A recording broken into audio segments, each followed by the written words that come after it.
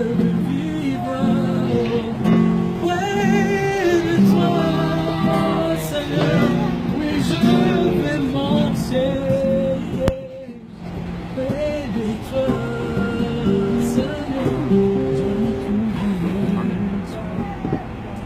Bonsoir, bonsoir messieurs, dames. Pardonnez-moi de vous importuner. J'espère que vous avez passé une excellente journée. Je ne serai pas long. Aujourd'hui, c'est peut-être un jour banal pour toi. Tu rentres après le travail. Tu rentres voir ta femme, ton mari, tes parents, tes frères et sœurs.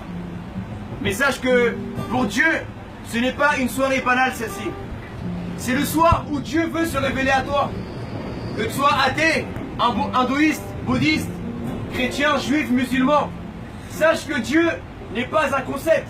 Dieu n'est pas une religion. Mais la Bible dit que Dieu est amour.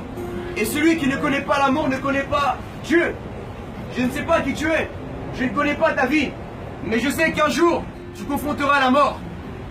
Tu as beau être belle, tu as beau être beau, tu as beau être mince ou un peu plus fort.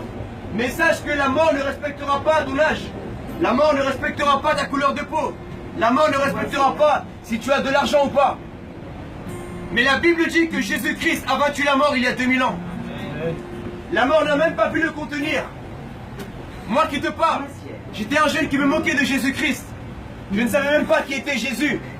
J'étais un jeune qui était esclave de la drogue, dépendant de la violence.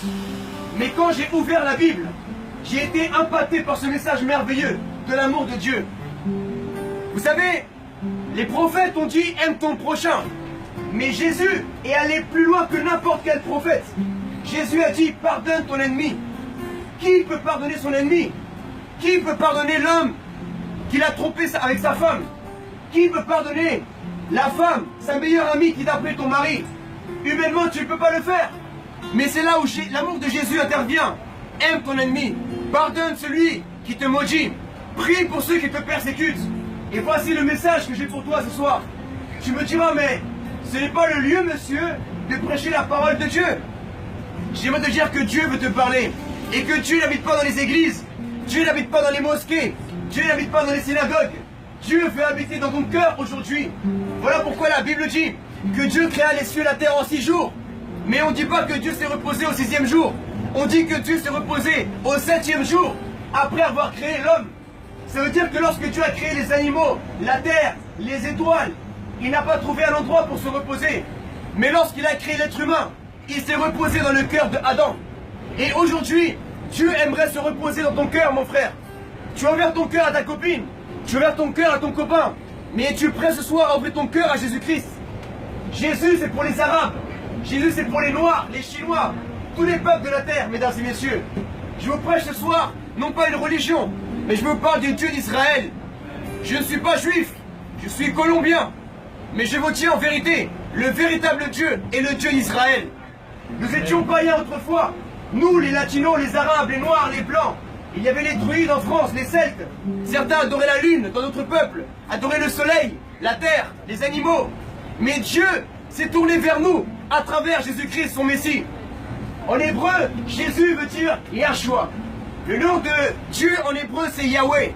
Et Yahshua veut dire le salut étant Yahweh, le Dieu d'Israël. Vous avez entendu parler des élections de Donald Trump. Qu'il soit bon ou mauvais, laissez-moi vous dire que Trump veut dire trompette. Et la Bible parle dans Apocalypse des trompettes, des signes de la fin des temps. Les apôtres ont demandé à Jésus, parle-nous un peu de ton retour. Jésus a dit, il ne restera pas une pierre sur une autre pierre. Il y aura des faux prophètes. Il y aura des maladies dans le monde. Il y aura des guerres, des tremblements de terre. Mais n'ayez crainte, toutes ces choses-là doivent arriver. Amen. Alors ce soir, repens-toi de ton péché. Demande pardon à Dieu et tu auras la vie éternelle, mon frère, à travers Jésus-Christ. Ouvre la Bible et passe une excellente soirée. Sois béni.